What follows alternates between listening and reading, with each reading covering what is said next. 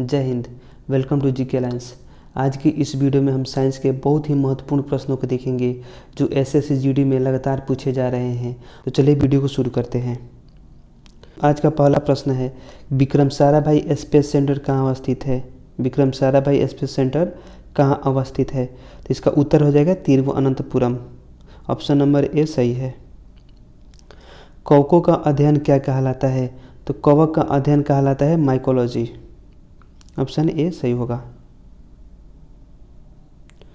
अगला प्रश्न है, सिक्कों का अध्ययन क्या कहलाता है? तो सिक्कों का अध्ययन न्यूमिस्मेटिक कहलाता है। ऑप्शन डी सही होगा। अगला प्रश्न है, सेलुलर और मोलिकुलर जीव विज्ञान केंद्र कहाँ अवस्थित है? तो सेलुलर और मोलिकुलर जीव विज्ञान केंद्र हैदराबाद में अवस्थित है। ऑप्शन ए सही होगा। अगला प्रश्न है, centre for DNA fingerprint and diagnostic अवस्थित है? उत्तर होगा हैदराबाद। ऑप्शन डी सही होगा। अगला प्रश्न है, आधुनिक वर्गीकरण का पिता किसे कहते हैं? आधुनिक वर्गीकरण के पिता लिनियस को कहता है। इसका ऑप्शन डी सही हो जाएगा। कोशिका का अध्ययन क्या कहलाता है? कोशिका का अध्ययन साइटोलॉजी कहलाता है। ऑप्शन सी सही होगा। कोशिका सिद्धांत का प्रतिपादन किसने किया था?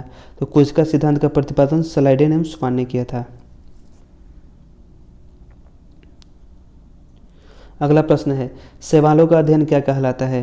तो शैवालों का अध्ययन फाइकोलॉजी कहलाता है। ऑप्शन ए सही होगा। अगला प्रश्न है कि नेशनल केमिकल लेबोरेटरी कहाँ अवस्थित है? तो नेशनल केमिकल लेबोरेटरी पुणे में अवस्थित है। ऑप्शन बी सही हो जाएगा। अगला प्रश्न है, मलेरिया रिसर्च सेंटर कहाँ अवस्थित है? तो मलेरिया रिसर्च सेंटर दिल्ली में अवस्थित है। अंगूरों का उत्पादन संबंधित है, तो अंगूरों का उत्पादन को कहते हैं बीटी कल्चर। बीटी कल्चर आपका ऑप्शन डी में सही होगा। अगला प्रश्न है, प्रश्न संख्या 13 है, नेत्र रोग का चिकित्सक क्या कहलाता है? तो नेत्र रोग का चिकित्सक ऑप्थाल्मोलॉजिस्ट कहलाता है। तो ऑप्शन नंबर बी सही हो जाएगा। बेंटरी रिसर्च इंस्टीट्यूट कहाँ अवस्थित है? तो बेंटरी रिसर्च इंस्टीट्यूट इज्जत नगर में अवस्थित है। प्रश्न संख्या 15 है कि किस विज्ञान में पक्षियों से संबंधित अध्ययन किया जाता है? तो पक्षियों से संबंधित अध्ययन ऑर्निथोलॉजी में किया जाता है। ऑप्शन बी सही हो जाएगा। अगला प्रश्न है कि प्लाज्मा अनुसंधान संस्थान कहाँ अवस्थित है? तो प्लाज्मा अनुसंधान संस्थान गांधीनगर में अवस्थित है। संख्या 17, राष्ट्रीय डेयरी अनुसंधान संस्थान कहाँ अवस्थित है? तो राष्ट्रीय डेयरी अनुसंधान संस्थान करनाल में अवस्थित है। ऑप्शन ए सही होगा। अगला प्रश्न है कि वायरस का अध्ययन क्या कहलाता है? तो वायरस का अध्ययन वायरोलॉजी कहलाता है।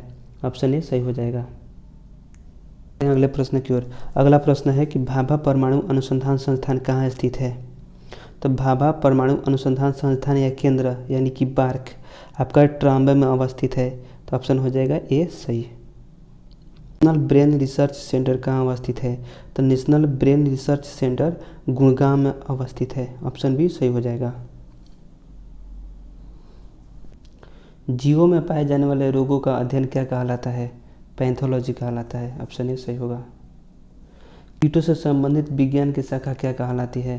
तो कीटों से संबंधित विज्ञान की शाखा एंटोमोलॉजी कहलाती है। जीव विज्ञान शब्द का प्रयोग सर्वप्रथम किसने किया था? तो जीव विज्ञान का पिता अरस्तु को कहते हैं, जबकि जीव विज्ञान शब्द का प्रयोग सर्वप्रथम लेमार्क एवं ट्रेविरेनस ने किया था। इसलिए ऑप्शन बी सही हो जाएगा। चिकित्सा शास्त्र का जनक किसे कहते हैं? तो चिकित्सा शास्त्र का जनक हिप्पोक्रेट्स को कहते हैं। ऑप्शन बी सही हो जाएगा।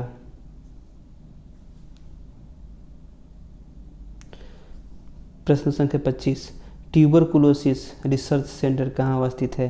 तो ट्यूबरकुलोसिस रिसर्च सेंटर चेन्नई में अवस्थित है। ऑप्शन सी सही हो जाएगा। Centre for advance technology CAT कहाँ अवस्थित है?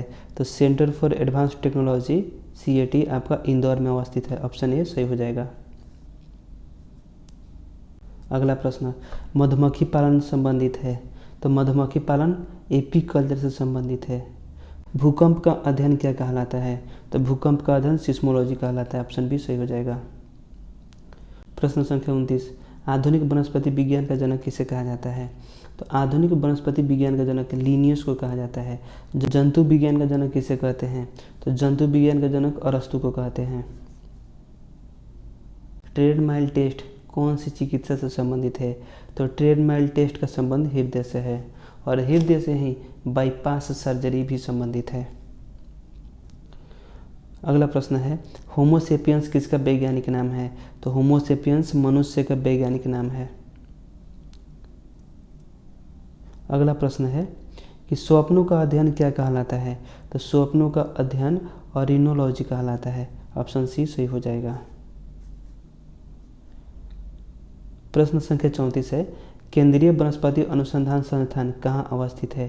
तो केंद्रीय वनस्पति अनुसंधान संस्थान लखनऊ में अवस्थित है। ऑप्शन ए सही हो जाएगा। प्रश्न संख्या 35, फलों का अध्ययन क्या कहलाता है? तो फलों का अध्ययन पोमोलॉजी कहलाता है। प्रश्न संख्या 36, मानव विकास का अध्ययन क्या कहलाता है? मानव विकास का अध्ययन एंथ्रोपोलॉजी कहलाता है। ये ऑप्शन नंबर बी में है। ऑप्शन बी सही होगा। प्रश्न संख्या 37 है, ऑस्टियोलॉजी किसका अध्ययन है? तो ऑस्टियोलॉजी हड्डियों का अध्ययन होता है, यानी कि अस्थियों का। तो ऑप्शन आपका जो ये है ऑप्शन नंबर डी सही हो जाएगा। केंद्रीय औषधि अनुसंधान संस्थान कहाँ अवस्थित है? तो केंद्रीय औषधि अनुसंधान संस्थान लखनऊ में अवस्थित है। प्रश्न संख्या 39 है, केंद्रीय चावल अनुसंधान संस्थान कहाँ अवस्थित है? तो केंद्रीय चावल अनुसंधान संस्थान कटक में अवस्थित है। प्रश्न संख्या 40 है, कीटों का अध्ययन क्या कहलाता है? तो फ्रेंड्स ये प्रश्न हम आपको देते हैं, इसका उत्तर आपको देना है। ये प्रश्न आपके लिए है, आप इसका आंसर कमेंट बॉक्स में ज़रूर बताइएगा। फ्रेंड्स यदि वीडियो आपको अच्छा लगा हो तो वीडियो को लाइक कर दीजिए और चैनल पर नए हैं तो चैनल को सब्सक्राइब करके बेल आइकन दबा दीजिए, जिससे आने वाली सभी वीडियो का नोटिफिकेशन अब तक पहुंचता रहे। मिलते हैं अगले वीडियो में, तब तक के लिए जय हिंद।